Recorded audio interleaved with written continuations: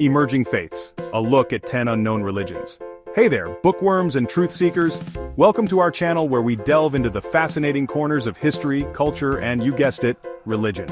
Today, we're embarking on a journey to explore the lesser-known side of faith, diving deep into the world of emerging religions. These aren't your typical Sunday morning sermons. We're talking about new belief systems reflecting modern anxieties, technological advancements, and alternative paths to spiritual enlightenment. So buckle up, grab your thinking caps because we're about to explore the top 10 unknown religions in 2024. Let's kick things off with a religion that's, well, a little cheesy. The Church of the Flying Spaghetti Monster, or FSM, was founded in 2005 by Bobby Henderson. FSM emerged as a satirical response to the Kansas School Board's decision to teach intelligent design along on their head. Don't be so quick to judge. Okay, from pasta-loving deities, let's shift gears to something a little more, shall we say, extraterrestrial. Enter Realism, a UFO religion founded in 1974 by Claude Vorilhon, who later adopted the name Rael. Realism's central tenet is as bold as it is unconventional. They believe that life on Earth was scientifically created by an advanced alien race called the Elohim. These Elohim? Imagine super-intelligent beings who mastered genetic engineering eons ago, creating humans in their own image. They even claim that major religious figures throughout history, think Jesus, Buddha, Muhammad, were actually Elohim prophets, sent to guide humanity. Realism encourages scientific exploration, embraces sensuality, and advocates for a global government, all in anticipation of the Elohim's eventual return to Earth. Whether you find yourself drawn to Realism's cosmic narrative or not, it undeniably sparks a sense of wonder about the vastness of the universe and our place within it. From alien creators, we move on to a religion that's become as famous for its celebrity adherents as it is for its controversial practices, Scientology. Founded in the 1950s by science fiction writer L. Ron Hubbard, Scientology offers a unique blend of self-help, spiritual philosophy, and some might say, science fiction. At the heart of Scientology is the belief in the Thetan, which is essentially your immortal spiritual essence, your true self, trapped within this physical body.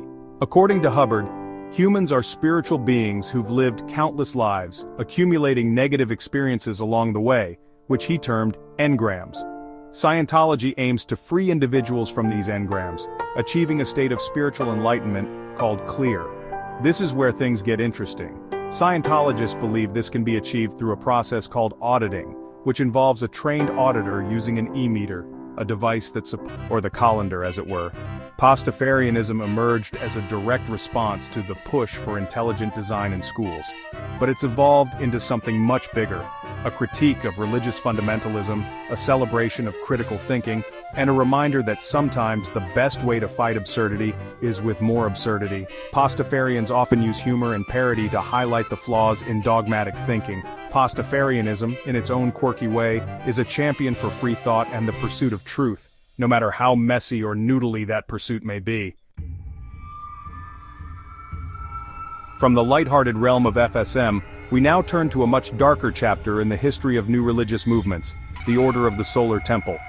Founded in 1984, the Solar Temple initially presented itself as a blend of Christianity, Freemasonry, and esoteric beliefs, emphasizing spiritual enlightenment and the imminent arrival of a new age. However, this seemingly benign facade masked a much more sinister undercurrent. Led by the charismatic yet deeply troubled Joseph DiMambro, the group gradually descended into paranoia, apocalyptic prophecies, and a dangerous obsession with ritualistic suicide. In a series of horrific events throughout the 1990s, the Solar Temple was responsible for multiple mass suicides and murders, claiming the lives of over 70 people, including children.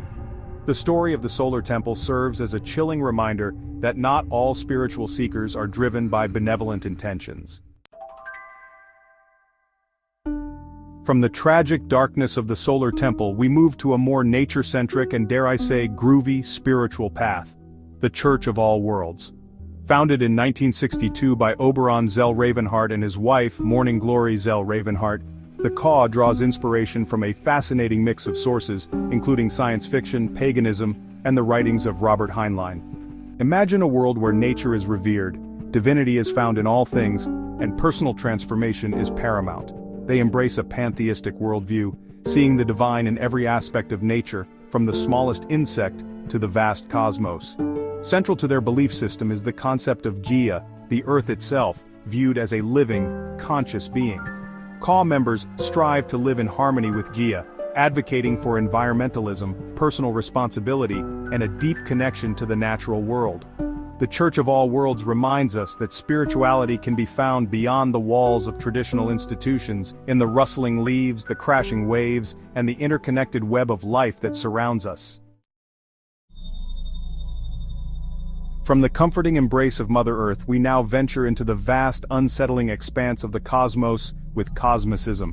Inspired by H.P. Lovecraft, Cosmicism isn't for the faint of heart. It stares into the abyss of cosmic indifference and finds liberation in our insignificance. Imagine a universe indifferent to human suffering where humanity is but a speck of dust. That's the core tenet of Cosmicism. It challenges the view that we are the center of creation, emphasizing the vastness and terrifying potential of the cosmos. True knowledge lies in confronting this cosmic horror, accepting our place as minuscule beings within an unfathomable universe. From the cosmic horror of Lovecraft, we transition to a more inclusive and accepting spiritual path, Unitarian Universalism, or UU for short. Imagine a spiritual community where dogma takes a back seat, and personal experience, reason, and compassion steer the ship. That's the essence of Unitarian Universalism. It's not a religion in the traditional sense, but rather a tapestry of beliefs and values, woven together by a shared commitment to social justice, spiritual growth, and the inherent worth and dignity of every individual. UU welcomes people from all backgrounds regardless of their religious beliefs, spiritual practices, or lack thereof. At the heart of UU is a deep respect for individual autonomy, encouraging members to explore their own spiritual paths, to question, to doubt, and to embrace the complexities of life's big questions. Unitarian Universalism reminds us that spirituality doesn't have to fit into neat boxes or conform to rigid doctrines. From the inclusive embrace of Unitarian Universalism, we return to L. Ron Hubbard, exploring Dianetics. It's often a stepping stone to Scientology, but technically separate, focused on mental and emotional well-being. Imagine a world where past traumas no longer hold you captive, where emotional scars can be healed. That's the promise of Dianetics. Hubbard presented it as a science of the mind, addressing the root causes of emotional distress. Central to Dianetics is the reactive mind, recording painful experiences, creating engrams. These can manifest as fears and ailments. Dianetics aims to erase these through auditing, similar to Scientology.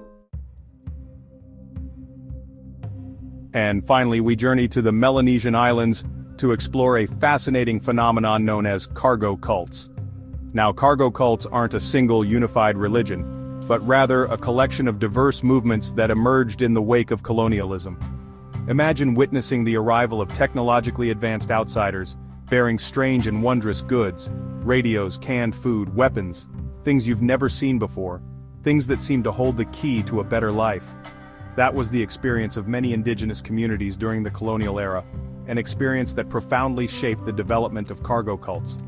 These movements often incorporated elements of traditional beliefs with the newcomers' material wealth.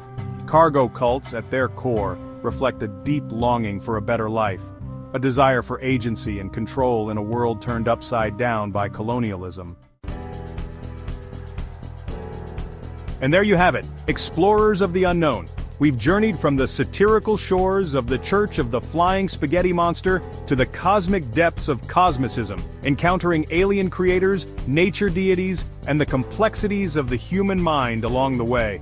Remember, the world of religion and spirituality is vast and ever-evolving, with countless paths leading to meaning, purpose, and a sense of connection. If you found this exploration of emerging faiths as fascinating as I did, be sure to give this video a hearty thumbs up and subscribe to our channel for more thought-provoking content. And hey, let's keep the conversation going in the comments below. Which of these religions surprised you the most? Are there any other lesser-known faiths you'd like us to explore in future videos? Until next time, keep questioning, keep exploring, and keep an open mind.